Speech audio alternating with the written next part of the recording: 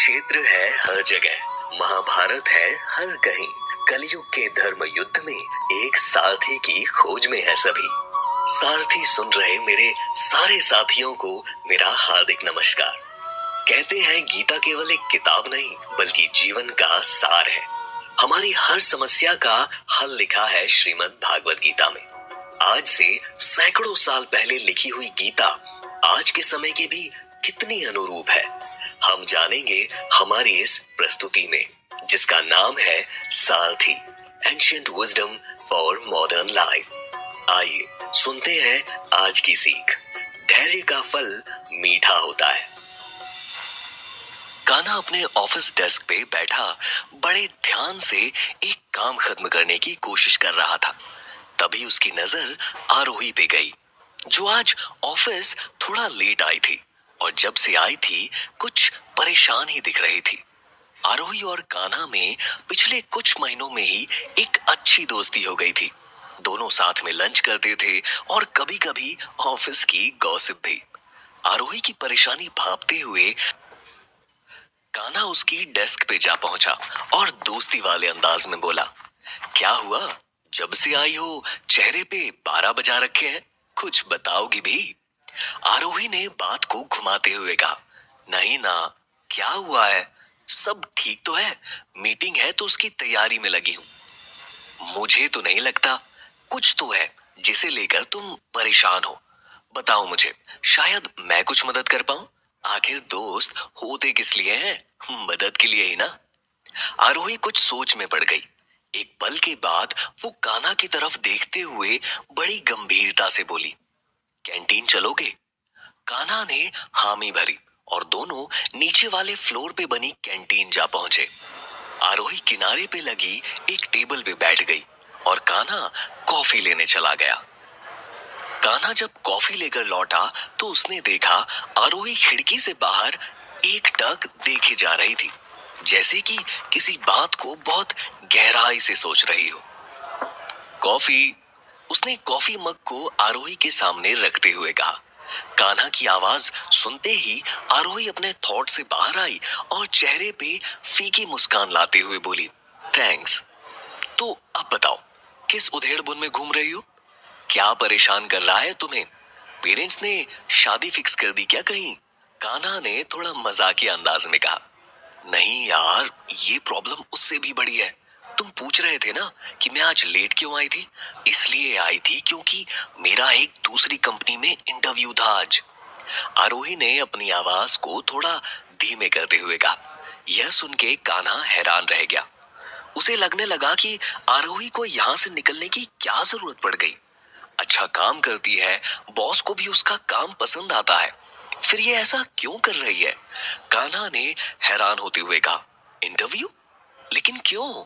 अच्छा तो चल रहा है तुम्हारा यहाँ सब, फिर जॉब छोड़ने का क्यों सोचने लगी तुम? आरोही कॉफी का एक सिप लेते हुए बोली, अच्छा चल रहा है लेकिन आगे का पता नहीं ना, कब तक अच्छा चलेगा। अब तुम खुद ही देख लो, कितना टाइम हो गया है मुझे यहाँ आए हुए, लेकिन प्रमोशन की तो कोई बात ही नहीं कर रहा है। बस लोग काम पे काम पकड़ाए जा रहे हैं।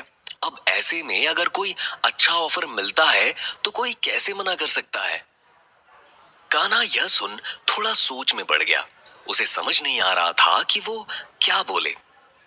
लेकिन आरोही भी अपने इस डिसीजन से बहुत कंफ्यूज थी और वो एक वैलिडेशन खोज रही थी कि कोई उसके इस डिसीजन को सही बोल दे, हामी भर दे।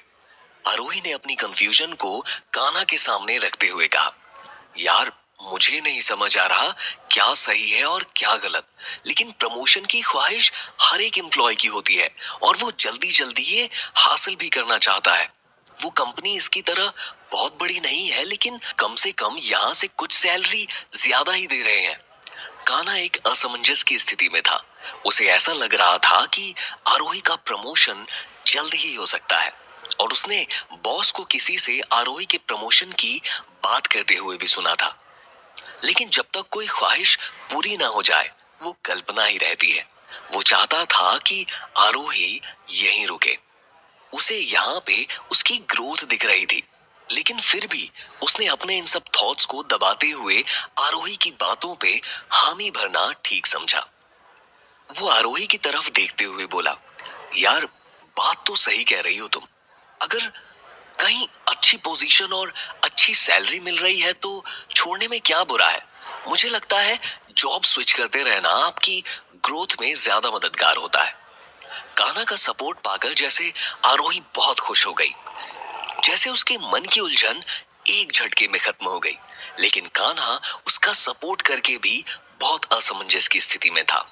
उसे ये सही भी लग रहा था और गलत भी। उसे एक पल लग रहा था कि ये अगर यहाँ रुके तो बहुत अच्छी ग्रोथ पा सकती है, और दूसरे पल उसे लग रहा था कि किसी भी चीज की कोई गारंटी नहीं है। क्या पता वो जहाँ जा रही है वो ज्यादा बेटर प्लेस निकले इसके लिए। वो दोनों कैंटीन से निकलकर ऑफिस में आ गए और अपने अपने काम में लग गए। जहां एक तरफ आरोही अपने डिसीजन पे किसी का सपोर्ट पाकर सुकून में दिख रही थी, वहीं कान्हा मन ही मन इस उधेड़बुन में था कि कहीं उसने आरोही के डिसीजन का सपोर्ट करके गलती तो नहीं कर दी। पूरा दिन कान्हा इसी उधेड़बुन में घूमता रहा। शाम को जब वो ऑफिस से निकला तो उसकी मुलाकात कृष्णा से हो गई, जो वहीं रोड की दूसरी साइड एक ठेले पे माखन खाने का आनंद ले रहे थे।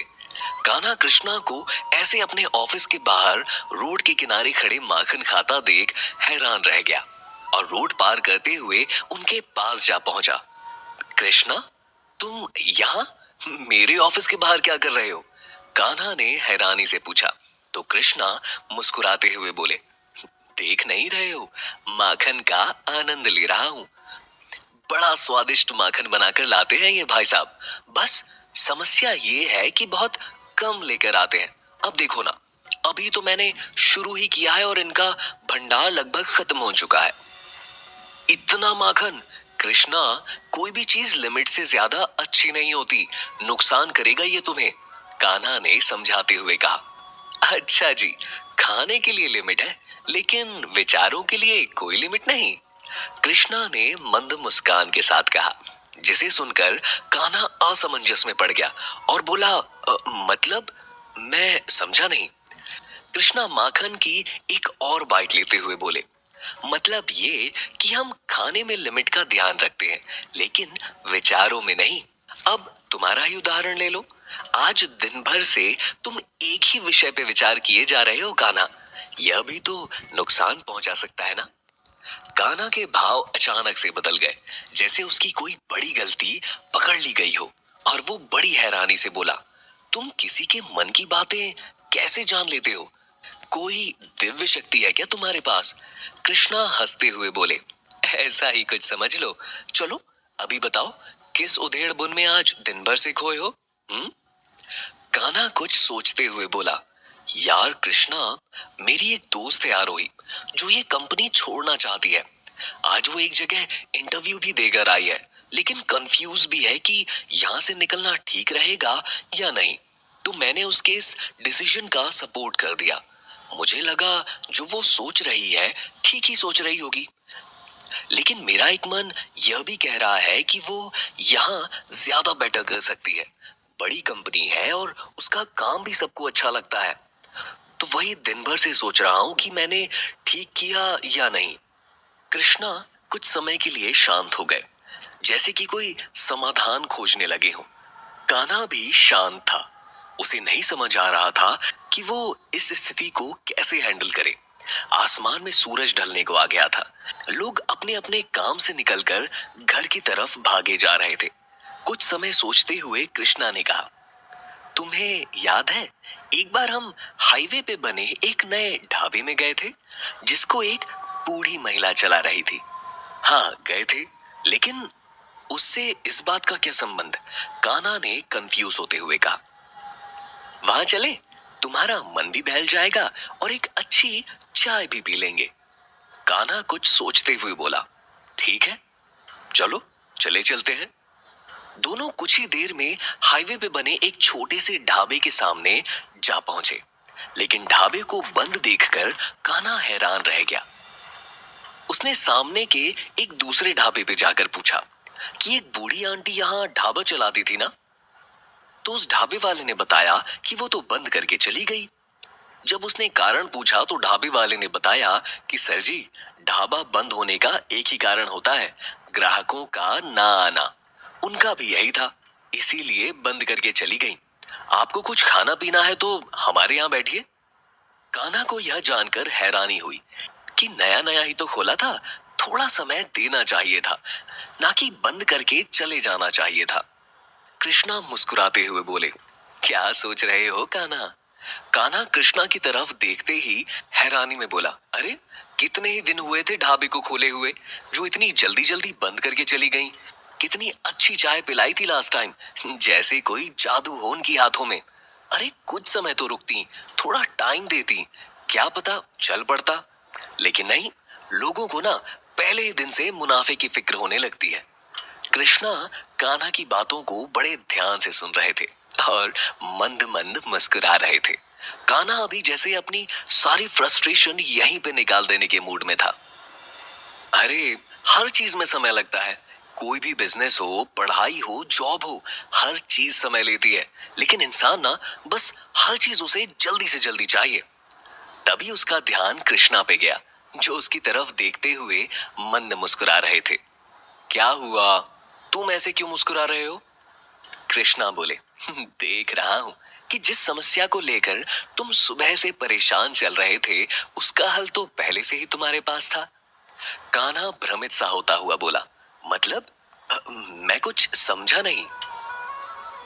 कृष्णा मुस्कुराते हुए बोले, मतलब ये कान्हा कि जैसे तुम अभी ये सोच रहे हो कि आंटी अगर धैर्य के साथ कुछ दिन और रुकती तो हो सकता था कि यह ढाबा चलने लगता, लेकिन उन्होंने जल्दबाजी दिखाई और बंद करके चली गईं।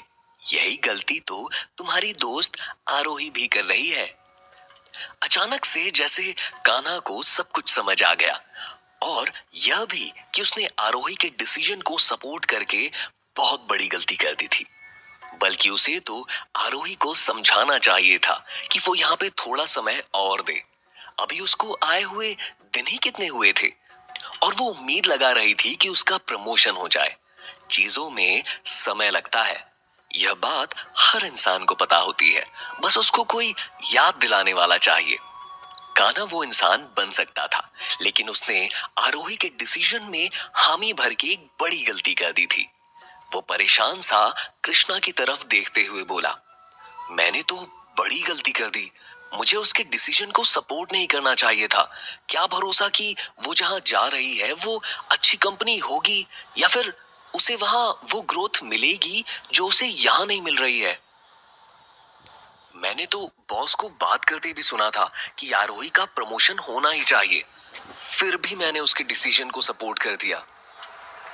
तभी वहीं रोड पे एक कार आकर रुकी, जिसमें से एक आदमी ने उतरकर उन आंटी के ढाबे की तरफ एक नजर देखा और फिर थोड़ा असमंजस के साथ किनारे खड़े कान्हा की तरफ बढ़ चला। वो कान्हा के पास आकर बोला, भाई यहाँ पे एक बूढ़ी आंटी ढाबा चलाती थी, बंद कर दिया क्या उन्होंने? हाँ, वो बंद करके चली गई, मुझे भी अभी पता चला। कान्हा ने बड़ी ही सहजता से जवाब दिया। अरे कितना अच्छा खाना बनाती थी, और उनके यहाँ के समोसे तो लाजवाब थे। मैं तो 200 समोसों का ऑर्डर लेकर आया था। मुझे लगा था पार्टी में इससे अच्छी चीज क्या ही खिलाई जा सकती है। लेकिन वो आदमी यह बोलते हुए अपनी कार की तरफ बढ़ गया और कार स्टार्ट करके वहां से निकल गया। यह सब देखते हुए कृष्णा बोले, देखा कान्हा, अगर वो थोड़ा धैर्य के साथ कुछ समय और रुकी रहती तो धीमे धीमे उनका ढाबा बहुत अच्छा चल सकता था। लेकिन सामने वाले ढाबे को बहुत ज्यादा चलता देख शायद उनका भी मन जल्दी सफल होने का करने लगा। लेकिन उन्होंने ये नहीं सोचा कि सामने वाला ढाबा पिछले कई सालों से यहाँ पर है और एक लंबे समय बाद आज इतनी सफलता पे है। हम कई बार सामने वाले को देखकर या खुद में भी जल्दी जल्दी सफल होने का सोचने लगते हैं, और जिसमें हम धैर्य खो बैठते हैं, और जिसके कारण हमें असफलता का सामना करना पड़ता है। तेजा क्षमा धृति शौच मद्रोह नाति मानिता भवन्ति संपदम दैवी मभिजातस्य भारत। यह श्लोक हमें तेज, क्षमा, धैर्य शुद्धि के बारे में बताता है, लेकिन मैं यहाँ तुम्हें केवल धैर्य के बारे में बताता हूँ। हम सबके जीवन में कई बार ऐसा होता है कि हम लक्ष्य के बिल्कुल पास होते हैं, लेकिन अचानक हमारे रास्ते जैसे बंद से हो जाते हैं, या फिर हम किसी भ्रम में फंस जाते हैं। भ्रम इतना ताकतवर होता है कि कभी-कभी उस भ्रम को ही हम लक्ष्य समझ लेते हैं और अपने लक्ष्य से दूर होने लगते हैं। अब सवाल यह उठता है कि ऐसे में क्या किया जाए? तो उत्तर है धैर्य। मन जब अशांत होता है तब सोचने समझने की क्षमता खत्म कर देता है और ऐसे समय में लिए गए फैसले हमेशा गलत रास्तों पे ले जाते हैं। जबकि धीरज रखने से मन शांत होता है और उस समय पे लिए गए फैसले हमेशा अच्छे परिणाम लेकर आते हैं। इसीलिए धीरज रखना सीखें। यह बहुत बड़ी शक्ति है।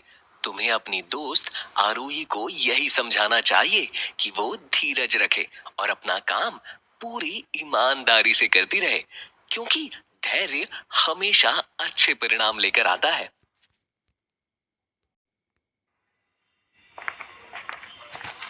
अगले दिन कान्हा जब ऑफिस पहुंचा तो सबसे पहले वो आरोही से मिला। आरोही अपने कंप्यूटर पे रेजिग्नेशन लेटर टाइप कर रही थी। कान्हा आरोही को समझाते हुए बोला, आरोही, कल जो मैंने तुम्हारे डिसीजन को सपोर्ट किया था वो मेरी गलती थी। मुझे ऐसा नहीं करना चाहिए था। आरोही यह सुनकर हैरान हो गई। उसे समझ नहीं आया कि आज कान्हा ऐसा क्यों बोल रहा है। कान्हा ने अपनी बात रखते हुए कहा, देखो आरोही, तुम्हें इस कंपनी में आए बहुत समय नहीं हुआ है, फिर भी तुम्हारे काम की तारीफ सभी लोग करते हैं। तुम अच्छी हो, क्रिएटिव हो और बहुत टैलेंटेड भी हो। और हाँ, टैलेंट की हर जगह कद्र होती है। मुझे लगता है कि तुम्हें यहाँ कुछ और समय देना चाहिए। पेशेंस के साथ अपने काम में लगे रहना चाहिए। अच्छा काम हमेशा अप्रिशिएट किया जाता है और क्या भरोसा कि तुम जहाँ जा रही हो वहां सब अच्छा ही हो। देखो, मैं बस यही कहना चाहता हूँ कि ये जो करने जा रही हो ना, मत करो। ये एक अच्छी और बड़ी कंपनी है। तुम्हें यहाँ जो ग्रोथ मिल सकती है वो कहीं और नहीं। थोड़ी ज्यादा सैलरी के लालच में तुम्हें यहाँ से नहीं जाना चाहिए। आरोही को कान्हा की बातें बड़ी सही लगी और उसके अंदर का डर, उसकी कंफ्यूजन सब दूर हो गई। उसने कान्हा को सही रास्ता दिखाने के लिए थैंक यू बोला और वो रेजिग्नेशन लेटर डिलीट कर दिया। तो सारथी में ये थी हमारी आज की सीख। आशा करते हैं इस शो को लाने का हमारा उद्देश्य सफल हो रहा है और आप रोज नई नई ज्ञान की बातें सीख रहे हैं। हमारे अगले खंड में हम सीखेंगे कि मनुष्य कैसे अपने लक्ष्य से भटक जाता है। गीता के अनमोल ज्ञान को मनोरंजक कहानियों के रूप में सुनने के लिए बने रहिए हमारे साथ सारथी ancient wisdom for modern life में, सिर्फ पॉकेट एफएम पर।